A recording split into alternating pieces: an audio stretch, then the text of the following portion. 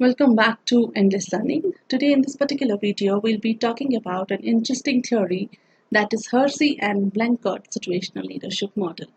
Now, this theory is also called as an situational leadership theory or SLT. And the interesting thing about this theory is that it is based on contingency theory of leadership. Now, in leadership, generally we have three types of theories, like we have trait theories, we have behavior theories, and the third is contingency type. And the theory that we are discussing right now is based on this type. So this is one of the first theories of leadership that focused on the followers. The theories that existed before this theory, they were more about the leader. They were discussing more about the leader, like how a leader should be, how their style should be, how their behavior should be. So they were more about the leaders, and this is the only one theory which focused on the followers. So this theory, though, this proposed that nobody can be a leader without the follower readiness. Now, what this follower readiness means, let me explain it in simple words. You can only become a leader when your followers consider you their leader, right? And the people, to whom you are going to lead, when they are ready to follow you, only then you can become their leader.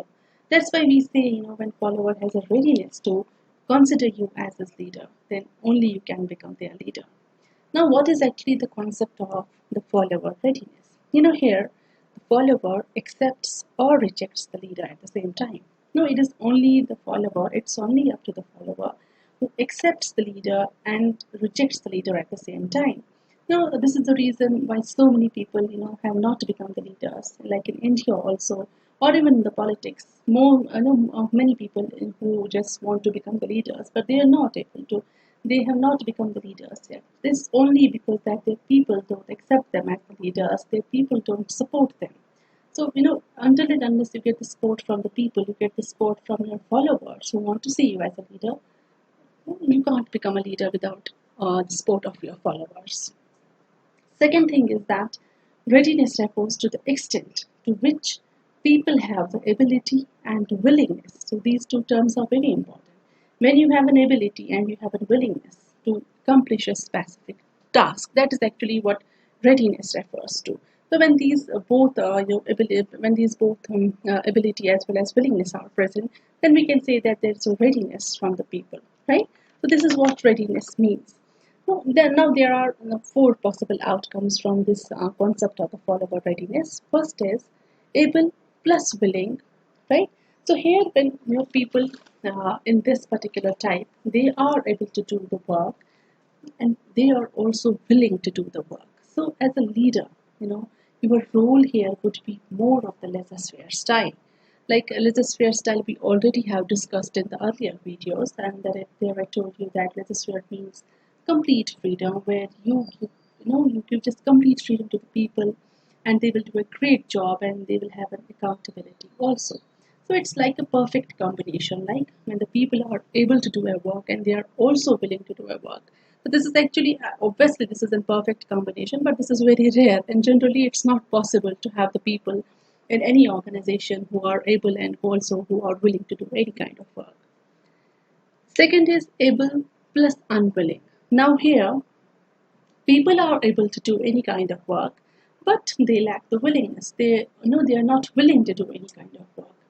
So the role of leader here would be a participative leadership, and participative leadership we have discussed earlier also. And here the people who are not willing, they don't have any autonomy, they don't have any decision making power, and they feel they don't just feel responsible and accountable for their job. So you can ask them, to being a leader of this particular organization where people are able to do work, but they are unwilling to do any kind of work. What you can do is, you can ask them to participate in any kind of work. You can, just take suggestions from them, so that they just feel involved. They just feel that they are involved in some kind of work. And there just may be any possibility that their, unwillingness may change into the willingness. But you can't be sure about it, but you just can, there is just a possibility of this. So this is what a participative leadership does. Next is unable plus willing. Here people are unable to do the work, right? But they are willing to do the work. But just because they lack the ability, though they are not willing to do any work. So this is also a problem. There are many people you might have seen in your life also who want to work, but they don't have skills, right? So this is what this unable plus willing means. People are willing to do the work, but they are unable just because they don't have the skills. They don't have the capability to perform any kind of task. So if you are a part of any such organization where people want to work but they lack the skills, so but as a leader, what you can do is you can train them. This disability is not forever. This is not for permanent, right? This disability can be converted into an ability, and that is possible as a leader. And here the role of a leader would be a directional leadership, which means to brief up. Here what you have to do is, as a leader, you just have to show them how the work is done. You just have to demonstrate them. You just have to direct them. You just have to brief them how this work is done, and you can just brief them at different stages, how this work is done at different stages. And if you just direct them properly, they may be able to work well with the ability they have. But still, this is far better than the earlier one, where people are able but they are unwilling to do the things. Next is unable plus unwilling. So here this is the most dangerous one. Neither here the people are willing nor they are able to do anything. So if you are the part of any such organizations where people are like not able to do anything, and at the same time they are unwilling to do any kind of work, so you are actually the part of a jungle. It's very difficult for you as a leader to survive over there, and your role will be very difficult to work with the people who have no motivation, who are unable to do the things, and who are at the same time not willing to do anything. And your role will be that will be high task orientation that we have read in the managerial grid also. So what the leaders do working in this type of particular organization, they just punish the workers, they just punish the people, they scold them, they sometimes harass them. Sometimes it would be like something like the taskmasters, like the animals are trained, right? So sometimes the leaders, they would just cut off their salaries, stop their promotions. This is what the leaders, after the frustration, does with the people, does with the employees.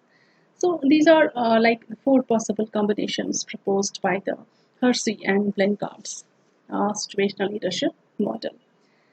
Now, the basic premise of this theory is that effective leadership requires the leadership flexibility. Since different situations require the different leadership approaches and tactics.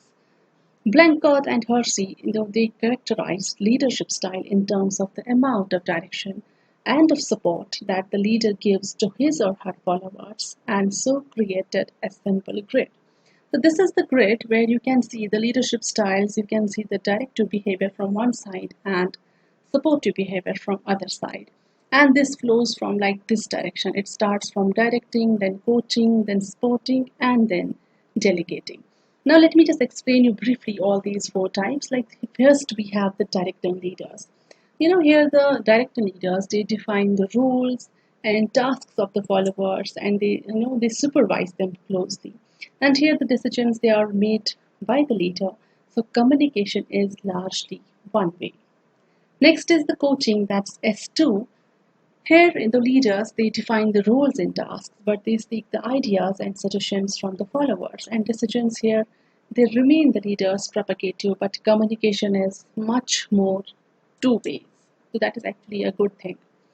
Next is the sporting, that is S3, sporting leaders. And here, they pass day-to-day decisions such as task allocations and processes to the followers. And the leader here, it facilitates, the leader facilitates and takes part in decisions, but the control is with the followers.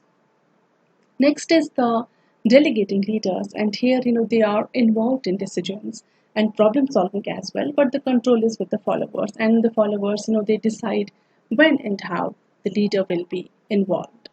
So this is all about the Hersey and the Blanchard situational leadership model. We can now say that the basic assumption of this theory is that the best decision of the leader largely depends on the range, or we can say the situational factors. So this is all about the Hersey and Blanchard situational leadership model. I'll see you next week inshallah with a new model. Till then, take care and please stay safe.